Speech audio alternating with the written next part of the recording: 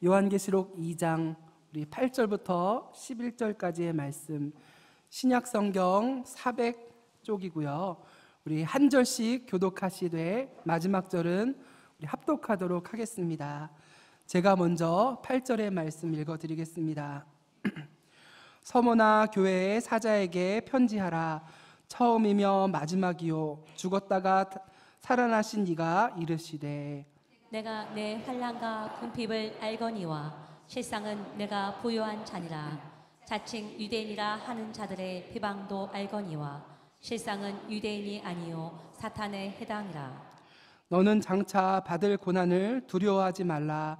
볼지어다 마귀가 장차 너희 가운데서 몇 사람을 오게 던져 시험을 받게 하리니 너희가 10일 동안 환난을 받으리라.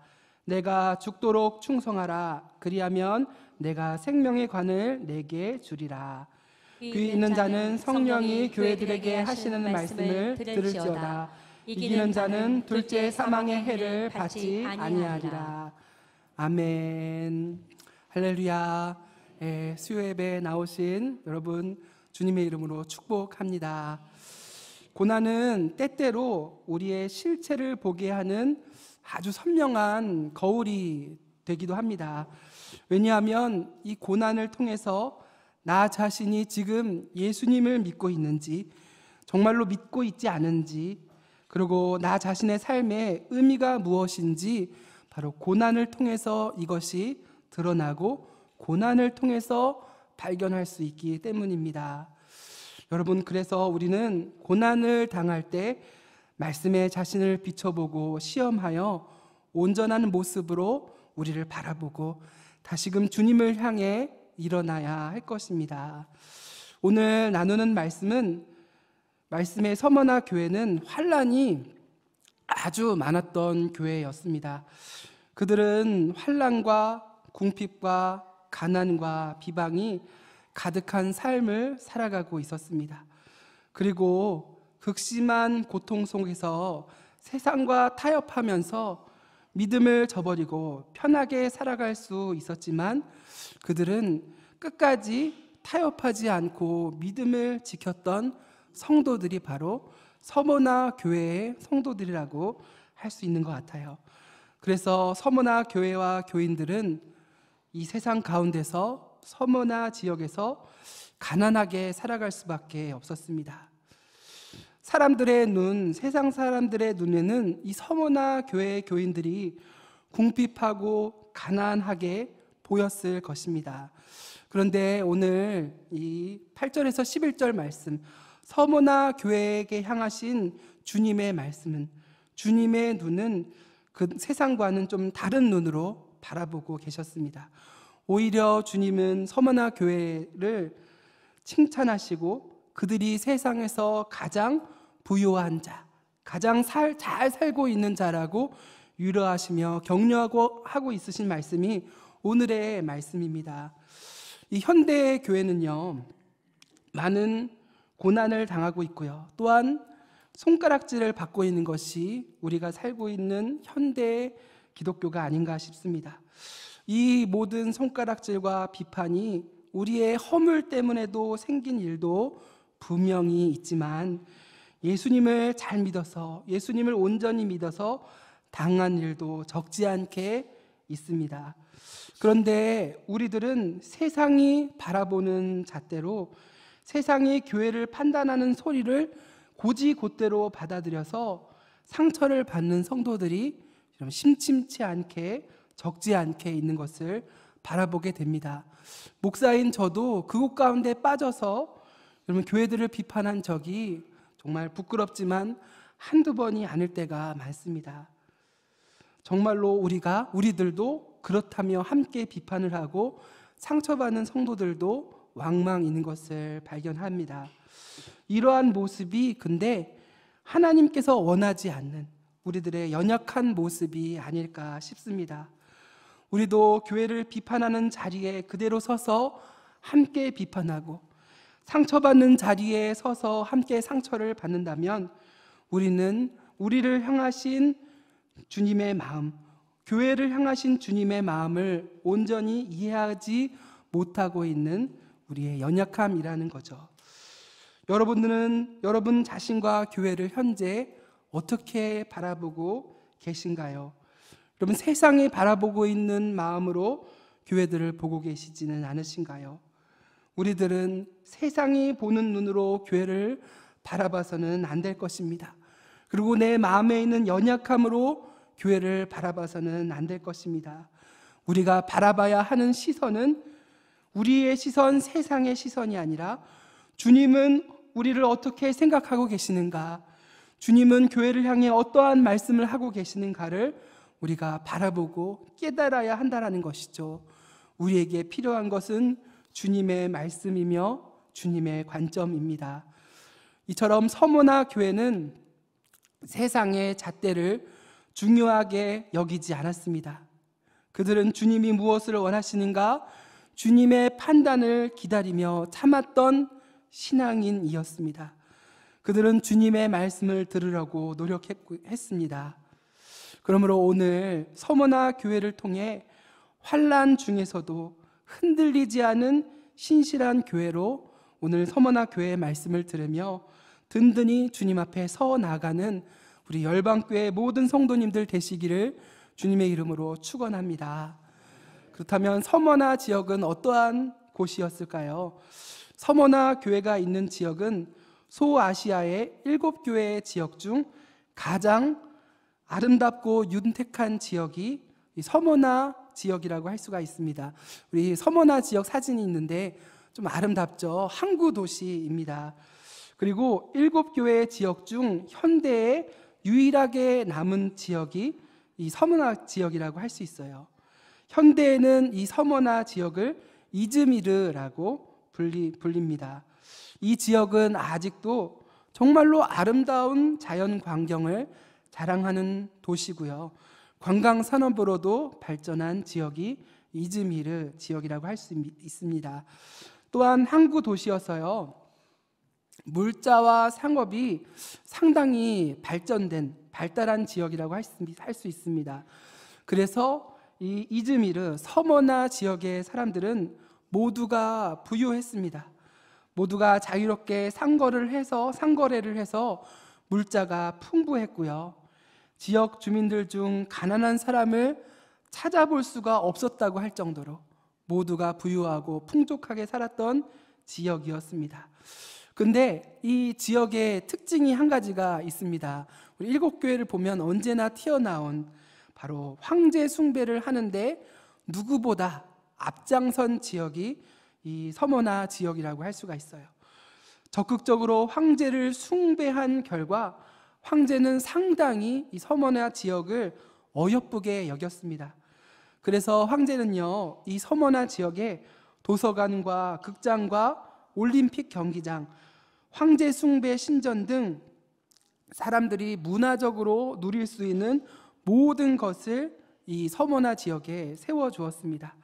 그래서 이 지역은 황제 때문에 너무나도 풍요롭고 즐거운 곳이었기 때문에 이 지역은 황제 숭배가 당연한 곳이었습니다. 오히려 황제 숭배를 하지 않은 사람들이 이상한 사람들이었죠. 숭배하고 찬양하면 좋은 것이 주어지는데 숭배 안 할 이유가 없었습니다. 그것을 마다할 이유가 없었던 것이죠.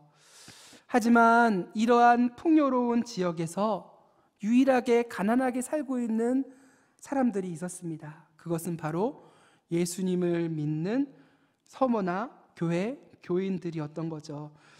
그들은 환난과 궁핍 가운데 비방을 받으며 가난하게 살았습니다.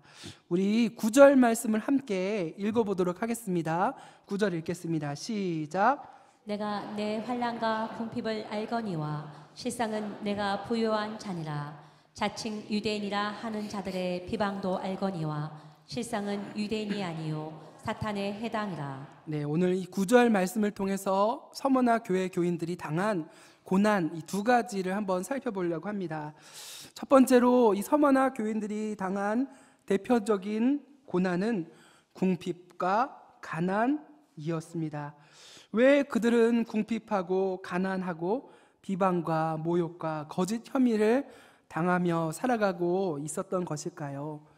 그들이 궁핍한 이유는 서머나 지역에서 상업적인 활동을 하려면은 바로 상인조합에 가입을 해야 했는데, 이 조합에 가입을 하려면 황제 숭배를 피할 수 없었기 때문입니다. 1년에 한 번씩 황제 신상 앞에서 그 앞에 서서 황제는 우리 주님이시다를 외쳐야만 했습니다. 이 조합에 그래서 가입되지 않으면 막대한 세금을 내야 했고요. 그리고 자유로운 상업 활동이 어려웠기 때문에 돈을 벌지 못하여서 가난하게 궁핍하게 살아갈 수밖에 없었던 것이죠. 이러한 문제가 서머나 교회 교인들에게 있었습니다. 그런데 이 모습이요, 현대에도 똑같이 있는 것 여러분 아시나요? 아까도 우리 카타르를 위해서 기도할 때 우리 어떤 청년이 한 명 있었는데, 그 청년이 예수 믿는 것을 들켰을 때 부모님에게서 쫓겨나고 직업을 잃을까 두려워하였다라고 말씀을 나눴죠. 이러한 모습이 현대에도 있었다라는 것입니다. 이슬람권에서 예수님을 믿어 가족에게도 의절을 당하거나 직장을 구하지 못하는 경우가 현대에도 있습니다. 유대 메시아닉 주들에게 고백들도 이슬람과 마찬가지였습니다. 예수님을 믿는다고 가족들에게 고백했더니 가족들이 너는 내 아들이 아니다 라고 하며 집에서 나가라고 해서 홀로 쓸쓸하게 살아가는 메시아닉 주 유대인들도 여러분 지금도 있습니다. 그런데 이 서머나 교인들도 이러한 환난을 당했는데, 이 서머나 교인들의 특징은 하나같이 예수님을 믿어 당하는 환난에 타협하지 않고 오히려 기쁘게 여겼다라는데 그들의 특징이 있었습니다. 타협할 수 있는데 타협하지 않았고 신앙을 온전히 굳게 지켰던 것이죠. 예수님으로 인해 받는 고난을 기쁘게 여기고 감당하는 신앙의 모습이 그들에게 보였습니다. 이러한 그들의 모습은 현대에 편하게 신앙을 이어나가는 우리들에게도, 말씀을 전하는 교역자인 저에게도 참 부끄러움을 많이 주는 것 같습니다. 초대교회나 현대교회나 세상과의 타협의 문제는 오늘도 여전히 이어지고 있기 때문입니다. 여러분은 고난에 어떻게 대처하고 계십니까? 여러분들은 고난 속에서 기쁨을 발견하고 예수님을 선택하며 살아가고 계신가요? 여러분은 예수님으로 말미암은 고난과 가난을 여러분 믿음으로 받아들이시며 그렇게 살아가고 있으신가요? 이 서머나 교회의 문제는, 그들이 겪은 문제는 우리들에게도 큰 믿음의 결단과 고민을 던져주고 있습니다. 여러분, 웨스트민스터 신앙고백서에 한 가지 주제가 있습니다. 그것은 양심의 자유라는 것입니다. 우리가 믿음을 지키기에 어떠한 한 문제를 만났을 때 믿음을 지키는가 타협을 하는가라는 문제에 우리들은 언제나 설 수 있다라는 것이죠. 그러나 그것이 너무나 두려워서 믿음을 선택하지 않는다면 그대로 그냥 그런 좋은 것을 누릴 수 있지만, 우리가 그러한 상황 가운데서 믿음의 선택을 하였을 때 우리들의 양심은 하나님 앞에서 자유롭고 기쁨을 누릴 수 있다라는 것이 양심의 자유입니다. 그리고 하나님께서는 우리가 믿음의 선택을 하였을 때 어떠한 부정적인 결과, 우리가 힘든 결과를 맞는다 할지라도 그 뒤에 우리들을 책임지시고 인도하실 분이 우리 하나님이시기에 우리들은 양심으로도 자유롭고 우리의 삶으로도 자유롭다라는 고백이 이 양심의 자유라는 고백에 담겨 있는 것 같습니다. 여러분, 믿음의 선택을 하였을 때, 믿음으로 주님의 말씀을 붙들었을 때 우리가 피해를 당하고 우리가 고난을 당한 것 같지만 우리들의 삶을 인도하시고 채워주시는 분은 여러분 하나님이시기에, 여러분 믿음의 선택 앞에서 주저하지 마시고 하나님의 말씀을 선택하는 우리 믿음의 열방교회 모든 성도님들 되시기를 주님의 이름으로 축원합니다. 여러분, 세상의 눈으로 볼 때 서머나 교회 교인들은 정말로 가난하고 궁핍한 사람들이었습니다. 그리고 믿음으로 서 있는 사람들이었기 때문에 정말로 고독한 사람들이라 할 수 있었습니다. 그들은 가족에게도 버림을 받고 이웃에게도 버림을 받고 국가에게도 버림을 받은 사람들이 여러분 서머나 교회의 교인들이라고 할 수 있습니다. 그러나 주님의 말씀은요, 세상의 눈, 세상의 현실의 상황과는 전혀 다른 답변을 주님이 서머나 교인들에게 하시는 말씀으로 볼 수가 있습니다. 9절의 말씀을 보면 주님께서는 아신다라고 말씀하고 있습니다.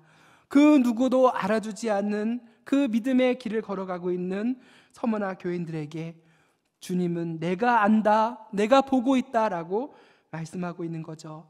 저는 우리의 마음을 알고 계시며 내가 고난당하는 것을 알고 계시며 고독하게 믿음의 길을 걷고 있는 우리를 알고 보고 계시는 그 하나님의 말씀이, 주님의 말씀이 참 위로로 큰 은혜로 다가오게 되었습니다.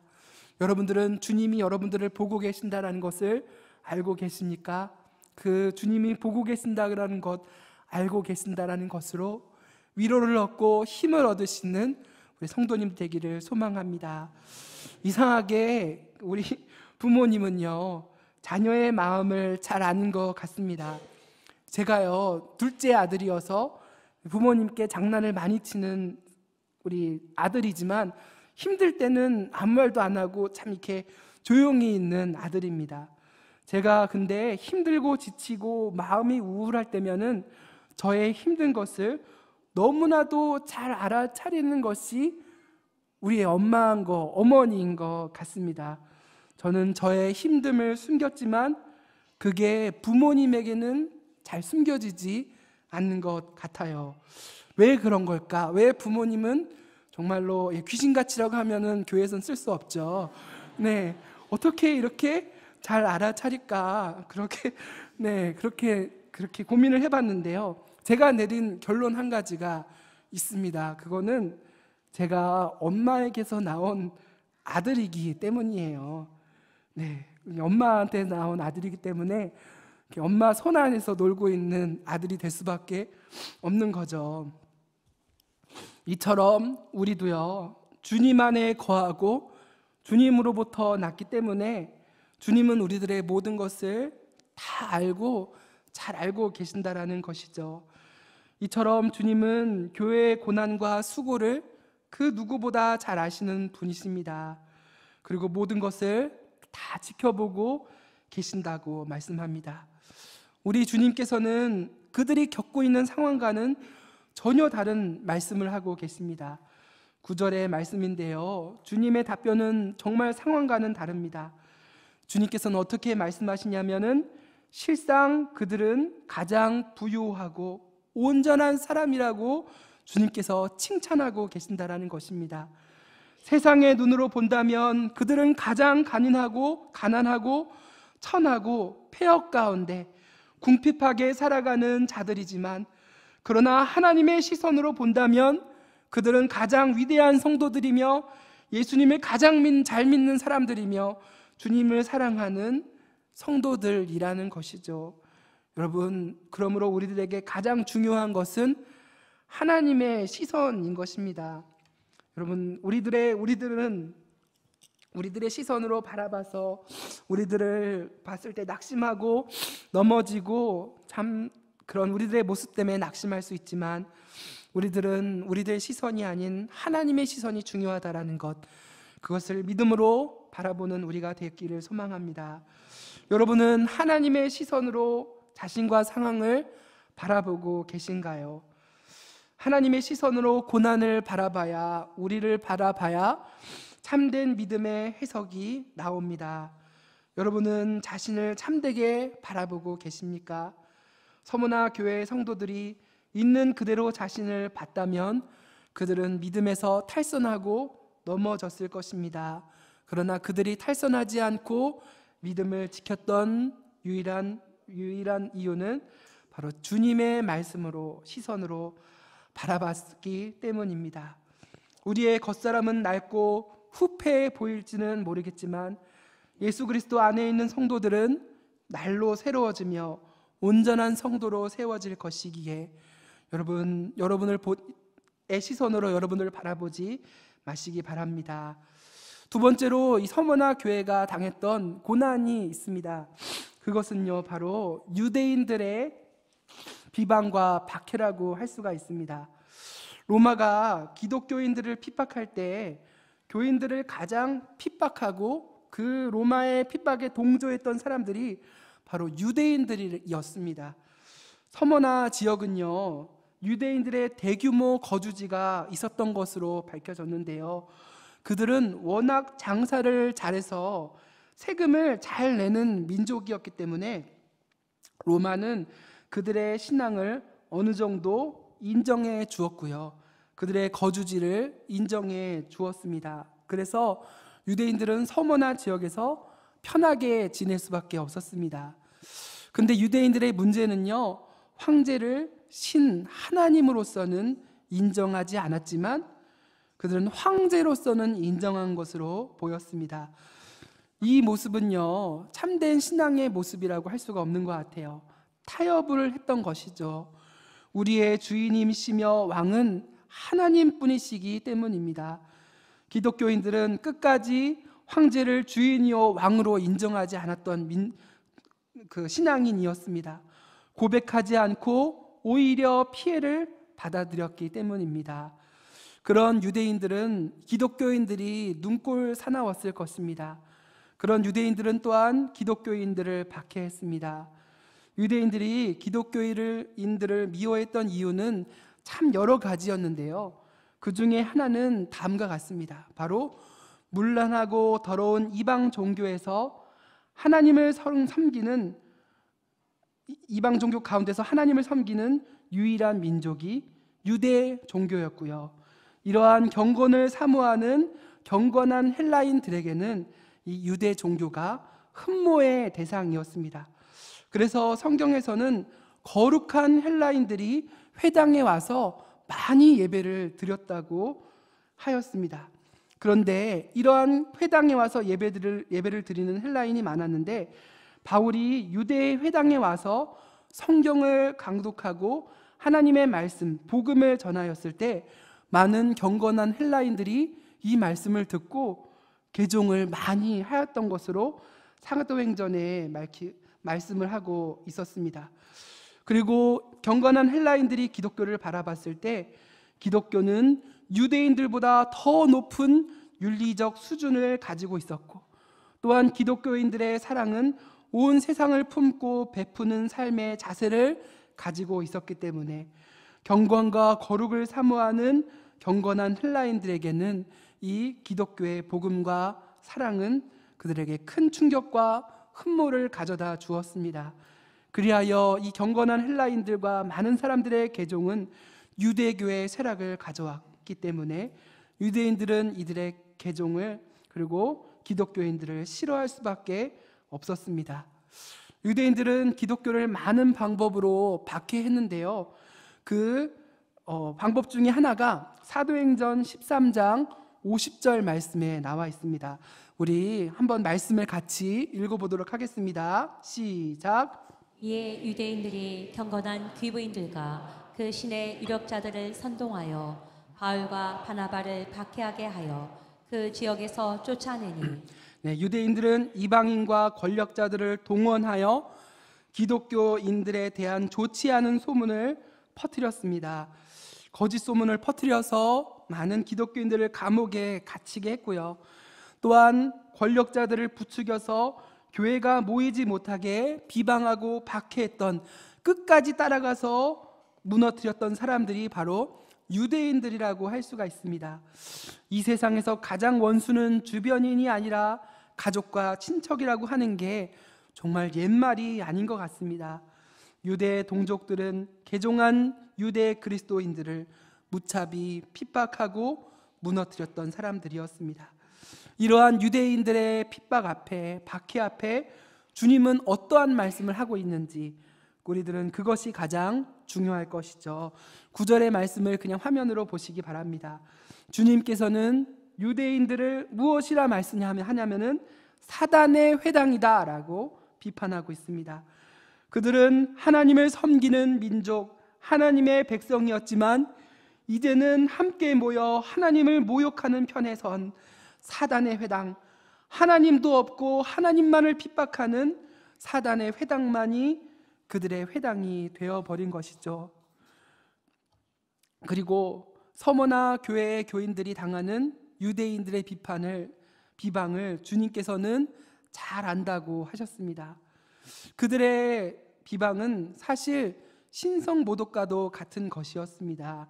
왜냐하면 이들의 비방과 박해는 이 예수님을 믿는 성도들을 박해한 것 같지만 실상 예수님을 향한 박해와도 같았기 때문입니다. 여러분, 바울의 회심 사건을 한번 기억해 보십시오. 바울이 살기가 등등하여 성도들을 박해하던 그였습니다. 그러나 그가 다메섹에서 주님을 만났을 때 주님은 사울아 사울아 어찌하여 나를 박해하느냐라고 주님이 말씀하셨죠. 왜 자신을 박해하느냐고 하셨습니다. 이처럼 교회에 대한 박해는 주님을 향한 박해와도 같습니다. 왜냐하면 교회는 주님의 몸이기 때문이죠. 이제 유대인들은 하나님을 섬기지만 실제로는 사단과도 같은 자들이 되어버렸습니다. 신앙으로 타협하며 예수님을 믿는 자들을 박해하는 자들이 되어버린 거죠. 예수님도 유대인들을 향하여 이렇게 말씀하셨습니다. 요한복음 8장 44절의 말씀을 제가 읽어드리겠습니다. 너희는 너희 아비 마귀에게서 났으니 너희 아비의 욕심대로 너희도 행하고자 하느니라. 그는 처음부터 살인한 자요 진리가 그 속에 없으므로 진리에 서지 못하고 거짓을 말할 때마다 제 것으로 말하나니 이는 그가 거짓말쟁이요 거짓의 아비가 되었습니다. 아멘. 그들은 유대인들이지만 주님이 보시기에는 참 하나님의 자녀, 참 유대인이 아닌 자칭 유대인이 되어버린 것이죠. 유대인으로 서 있지만 하나님이 없는 자신들만이 그렇게 부르는 자칭 유대인이 되어버렸습니다. 하나님이 없는 자들인 거죠. 그래서 서머나 교회의 교인들은 자칭 유대인들의 비방에 흔들리지 않았습니다.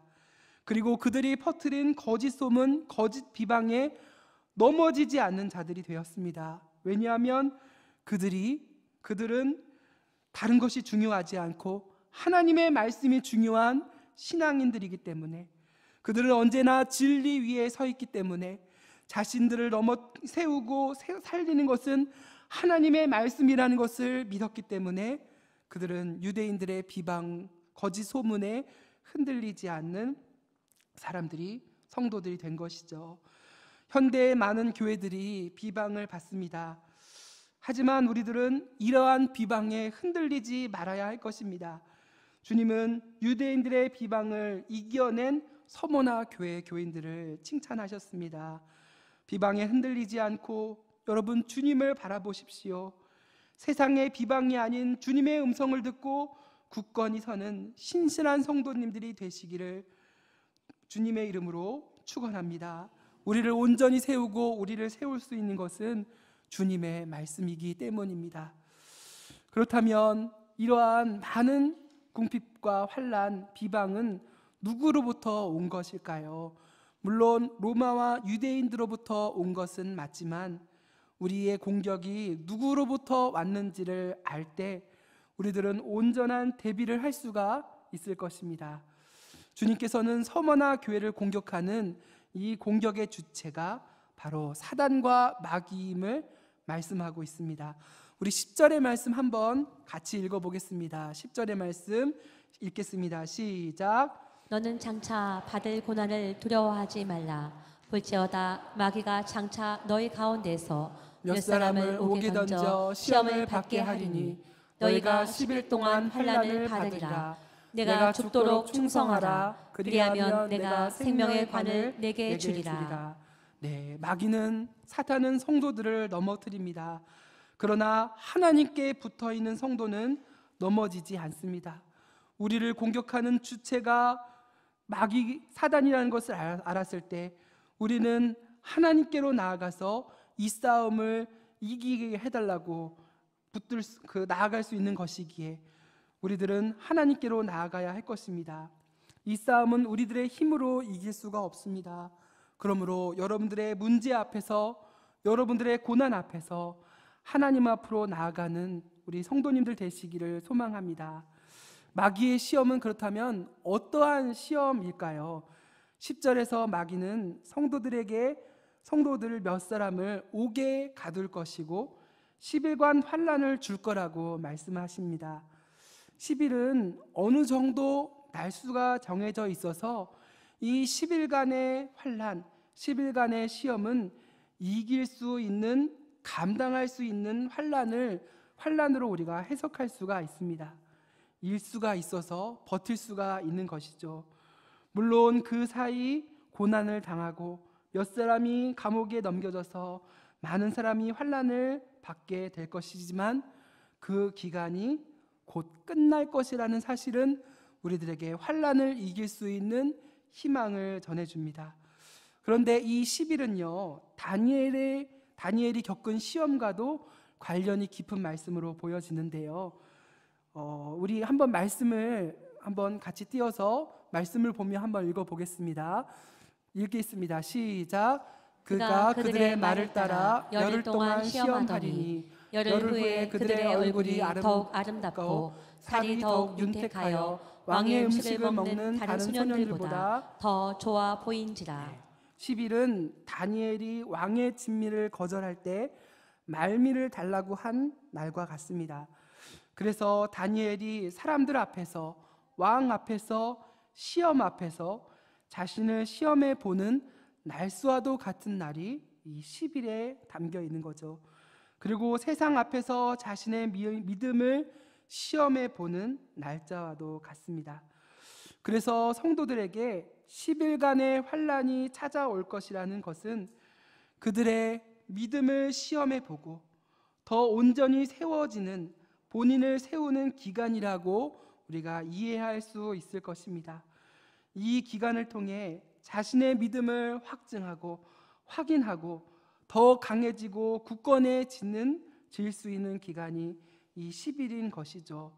그리고 하나님은 시험 앞에서 자신을 내어놓은 하나님의 도우심을 구하는 성도들을 지키시고 자신의 영광을 온전히 드러내실 수 있는 이 기간이 10일의 기간이 될 것입니다.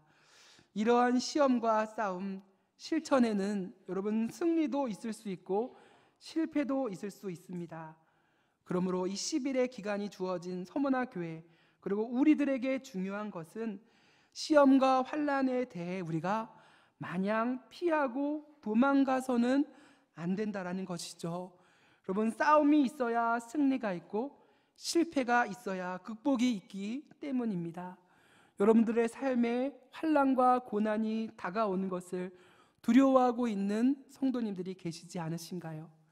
여러분, 우리가 고난당하며 환난당할 때 하나님을 만날 수 있는, 하나님의 능력을 경험할 수 있는 귀한 도구요 기간이 되기 때문에 여러분이 환난을 피하지 않는, 고난을 피하지 않는 우리 성도님들 되시기를 소망합니다.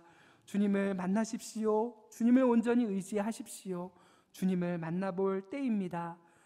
여러분, 지금 미국은 전 세계 1위의 군사 대국이지만 1900년도 초반 미국은 전쟁으로서는 약소한 국가였습니다. 하지만 이 미국은요, 세계대전을 경험하며 실패와 승리를 여러 번 경험하였습니다. 그러한 실패와 승리를 여러 번 경험한 미국은 현재 전 세계에서 가장 강력한 군사 강국으로 우뚝 서 있는 나라가 된 것이죠. 이처럼 우리도 우리의 삶 가운데서 고난으로 말미암는 전쟁과 환난을 많이 겪을 것이지만 그 전쟁 가운데서 겪는 실패와 승리, 실패와 승리를 겪음으로 그 후에는 우리가 하나님의 은혜로 온전히 설 것이기 때문에 여러분, 이 전쟁과 승리를 온전히 날마다 맞이하는, 믿음으로 맞이하는 우리가 되어야 할 것입니다. 그러므로 여러분, 계속되는 전쟁이 우리로 피곤하게 하고 지치게 하고 낙심하게 할 수 있습니다. 하지만 전쟁의 승리는 하나님께 있기 때문에, 그리고 이 환난과 시험의 끝에는 하나님의 능력을 경험함이 있을 것이기 때문에 여러분, 하나님 앞에 더욱더 나아가는, 시험을 피하지 않는 우리 열방교회 모든 성도님들 되기를 소망합니다. 영적인 능력이 더욱 굳건하여진 여러분들 되시기를 소망합니다. 서머나 교회에게 계속 찾아오는 고난은요, 이 환난과 굽힘과 거짓 소문으로 끝난 것이 아니었습니다. 10절에 주님이 다시 한 번 더 말씀하시는데요, 우리 10절 말씀 다 함께 한번 읽어보도록 하겠습니다. 시작. 너는 장차 받을 고난을 두려워하지 말라. 볼지어다 마귀가 장차 너희 가운데서 몇 사람을 옥에 던져 시험을 받게 하리니 너희가 10일 동안 환난을 받으리라. 내가 죽도록 충성하라. 그리하면 내가 생명의 관을 내게 주리라. 네, 주님은 지금 너희들이 당한 고난이 끝이 아니라고 말씀하십니다. 또 있어. 자, 이제 시작이야. 아직 더 있어. 장차 받을 고난을 두려워하지 마라고 주님이 말씀하십니다. 옥에 갇히고 가족을 잃고 예수님 때문에 가난하게 살고 어려움을 겪었음에도 주님께서는 서머나 교회 교인들에게 아직 너희들에게 고난이 더 남았다고 말씀하시며 죽도록 충성하라고 말씀하시는 주님이십니다. 어떻게 고난을 지금까지 겪고 잘 참았는데 믿음으로 이기고 감내가며 살아가고 있는데 주님께서는 왜 이 서머나 교회 교인들에게 고난이 더 남았다고 말씀하시는 것일까요? 왜 주님은 서머나 교회에게 많은 것을 요구하시는 것일까요? 지쳐있고 겨우 버티고 있는 성도들에게 아직 더 남았다 하시며 고난을 주시는 것일까요? 그것은 주님께서 서머나 교회 교인들을 사랑하시고 서머나 교회를 믿으시기 때문이었습니다. 하나님은 사람이 감당할 시험밖에 주시지 않은 분이십니다. 그들이 이러한 환난을 감당할 수 있었기 때문에 믿음으로 승리할 수 있는 믿음의 사람들이기 때문에 주님께서는 이러한 상황을 주신 것 같습니다. 이제 그들에게 남은 힘과 능력은 없었을 것입니다. 그런데 서머나 교인들은 계속해서 믿음으로 승리하는데요, 무엇이 그들을 서게 만들고 이기게 만들었을까요? 우리가 아무것도 없다고 생각할 때가 여러분 이길 수 있는 무엇인가를 시작할 수 있는 때임을 우리가 기억했으면 좋겠습니다. 이제부터가 우리가 아무것도 없을 때가 하나님의 능력이 나타날 때이기 때문입니다. 앞으로 임할 환난은 전보다 더 힘들 것이지만 이 싸움은 하나님이 싸우신 것을 이제 그들이 하나님을 보게 될 것이기 때문입니다. 가족이, 친구가 잡혀가고 극심한 환난이 닥쳐오는 상황이지만 이제 하나님이 지키심을 보고 능력을 경험할 때가 여러분 아무것도 없을 때, 내가 아무것도 할 수 없을 때, 고난이 너무나 많아서 모든 것을 포기하고 싶을 때가 하나님의 능력이 나타날 때이기 때문에 여러분들 삶에 지금 고난으로 지쳐서 넘어지시고 눈물 흘리시고 모든 것을 포기하고 계신 성도님들 있으시다면 하나님을 바라고 하나님의 능력이 나타남을 간절히 구하여서 이 은혜를 경험하는 우리 열방교회의 모든 성도님들 되었으면 좋겠습니다. 계속되는 고난과 영적 전투는 여러분 치열했던 여러분 안시성 전투를 떠오르게 합니다. 당태종은 30만 대군을 몰고 고구려를 공격했는데요, 만주 벌판이 당태종의 군대에게 거의 다 넘어갔습니다. 이제 유일하게 남은 것은 안시성 성 하나뿐이었는데요, 얼마를 더 버틸지, 내일까지 버티면 이 전쟁이 끝날지 모르는 공성전에 왕은 장군과 백성에게 편지를 하며 이런 말을 했습니다. 조금만 더 버텨라. 내가 너희들에게 찾아가겠다라고 이러한 편지를 하게 되었습니다. 고구려 왕은 양만춘과 백성들에게 얼마나 고통이 심하냐, 내가 그 고통과 힘듦을 안다라고 백성들에게 편지했다고 합니다. 그래도 안시성이 무너지지 않게 이 마지막 남은 보루인 안시성을 끝까지 지켜다오라고, 끝까지 충성해다오라고 편지한 고구려 왕이었습니다. 왜냐하면 이곳이 무너지면 모든 것이 무너지기 때문에 왕은 그들에게 이러한 편지를 할 수밖에 없었습니다. 백성들은 왕의 편지를 받고 목숨을 걸고 싸웠습니다. 그리고 그들이 끝끝내 버티고 함께 싸운 결과 이 전쟁은 세계에서 유례가 없는 전쟁으로 승리를 맛보며 기록되게 되었습니다. 이 모습이 믿음의 전쟁 가운데 서 있는, 마지막 믿음의 보루 가운데 서 있는 서머나 교회와도 왜 이렇게 비슷하고 닮아 있는 것일까요? 서머나 교회는 영적인 전쟁에 있어서 끝까지 믿음을 지키는 안시성의 백성들과 같았습니다. 서머나 교회의 성도들은 끝까지 믿음을 저버리지 않고 자리를 지켰습니다. 그리고 그들은 하나님이 저버리지 않으심을 잘 알았기 때문에 끝까지 믿음을 지키고 서 있던 사람들이었습니다.